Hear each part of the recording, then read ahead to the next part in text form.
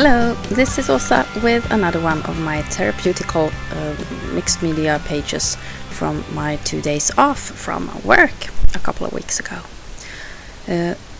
Today, or this time, I'm starting with a pre-gessoed paper that I had already put some modeling paste on, and I think some paint as well, or no, the modeling paste was colored, but I never got to use the paper, and now when I found it in my stash, I thought it was not in a color that I wanted to use, so I will just work on top of this paper.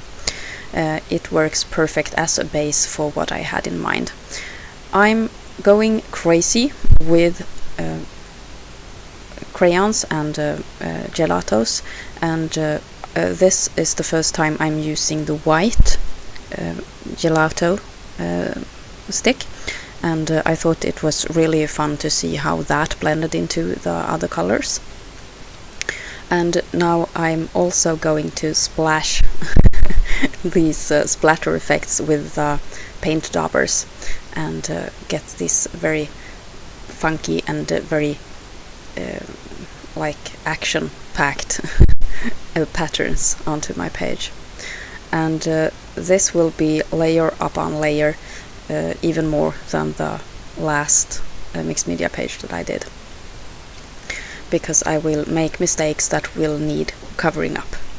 And for this stage in the process, I'm just choosing a couple of colors that I enjoy working with, and I'm mixing them, and I'm trying to create something exciting to build my page on. This is the second one of my therapeutical mixed media projects that I did, and I wanted to move on from the first really it was kind of one of the topics that I wanted to handle this day, and now I'm moving on to another thing that's been on my mind. And I had a photo from I think it's from early spring, or that period in time when winter never seems to end and the everything is gray and horrible. I went on walks during my lunch hour in that period of time, and I always have my telephone with me and the camera there, and I took a really symbolic photo during one of these lunch hour walks of a staircase. And that staircase, it's I'm looking upwards from the bottom of the staircase, and I turned the photo into black and white and turned up the contrast a bit, so it's really dramatic, and I will be using that on this very colorful background. Now I'm pulling out a stencil that I made myself with the Silhouette Cameo, and it's just a bunch of dots in no particular order.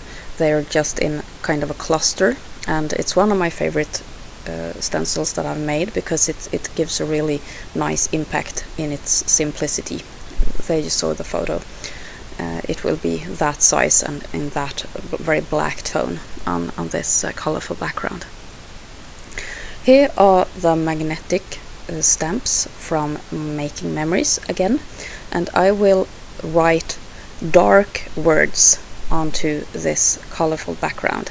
So the first word that I'm writing is mörker, which means darkness in Swedish, and then I will move on to other dark and dramatic words. This is djup, which means depth, and deep, yes, depth.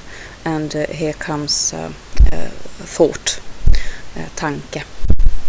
And these were just words that popped up into my mind when I was thinking about this staircase, because during this winter it was very obvious to us that we were affected by the lack of light very badly, I must say. And from this, it was like a turning point. We need to to do something about this. We can't allow ourselves to get this deep into darkness next year. So we are already kind of planning how to not go here again because we never want to do it again. And in this time of lack of money, we can't really just take 3 weeks off and go to Thailand. That's not an option. So we need to figure out what we can do to make this darkness less dark next year.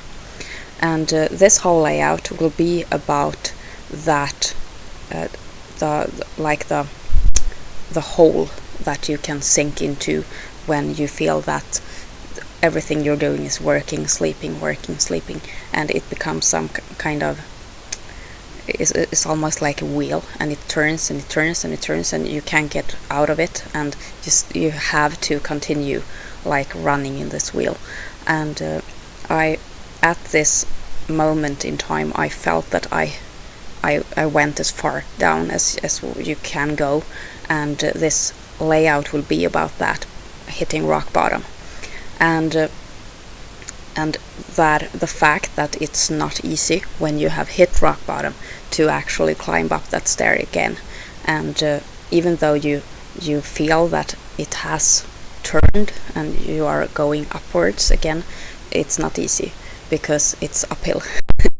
and that staircase photo and the contrast between the color and the black photo, I think it explains very, very well how hard it is to just go on from there.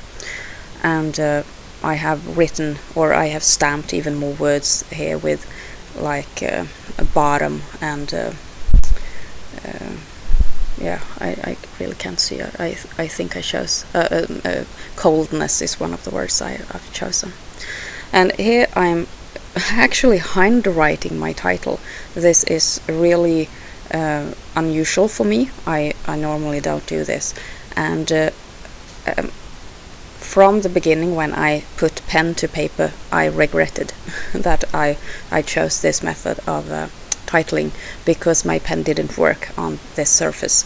And even though I felt that when writing the title, I still continued with a journaling piece on this project. And you see here I'm testing pens, and one after another they aren't working, but still I didn't give up because I had this in my mind. I needed to get it out.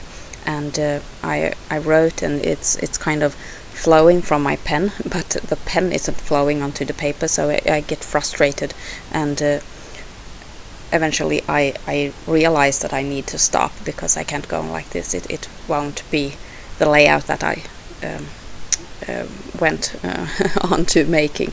So this that I'm working on right now, I will cover it up with gesso, and you won't see anything of it in the final page.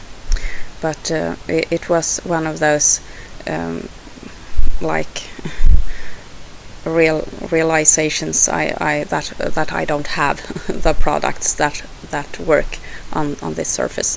So I need to, if I want to do it like this, doing more like art journaling layouts, I will need to get a better pen.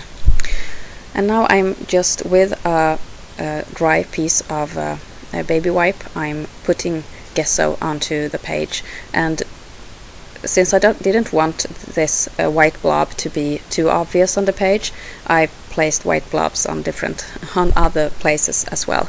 And the texture was kind of fun. I got this lift of the paint, so it became ridges, and really a nice kind of chaotic pattern, and I like that. But the title, I keep the title, and I will make it even more strong so that it stands out from the stamped text and doesn't like blend into it looking like a part of the stamping, because I want it to be special on the page and not blend into the the other pieces on the page.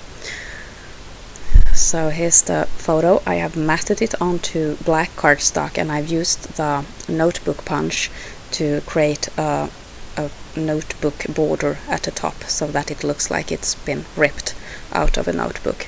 I like that effect, and I think it gives more like rawness to this page, even though you can make such a border look very like almost whimsical. Here it looks like it looks rough and tough and very like definite. This is the real deal. I'm using my watercolors and a very thin paintbrush to fill in the letters of the title, and I remember feeling very anxious about this. I didn't want it to be ruined by my writing, and it's really hard to write with a paintbrush. But I was really careful, and I think I managed to enhance the text so that it stands out a bit more and goes more with the photo than with the stamped text. And while I had the paintbrush ready, I also painted a border line all around the page, also in black watercolor. And that frames the page and gives it also more a border and the definition and some definition. And I like that. The hand drawn feel to it makes it look really genuine and personal. And I like that. This is also when I think when I feel that this page is too colorful and the contrast isn't big enough. So I go all around the page again with a bit more pressure on the paintbrush, and I'm making this line bolder, grittier, grungier, and more like angry.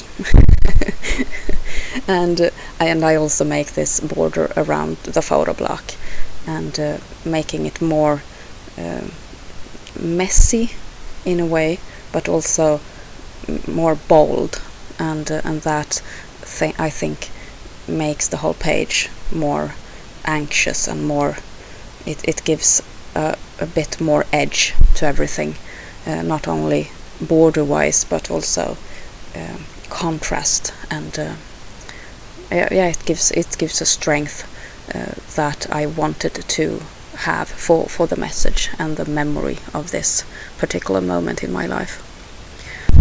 Yeah, here's the finished page. Thank you so much for watching and for listening to my rambling. Hope to see you soon again. Take care. This is Åsa. Bye.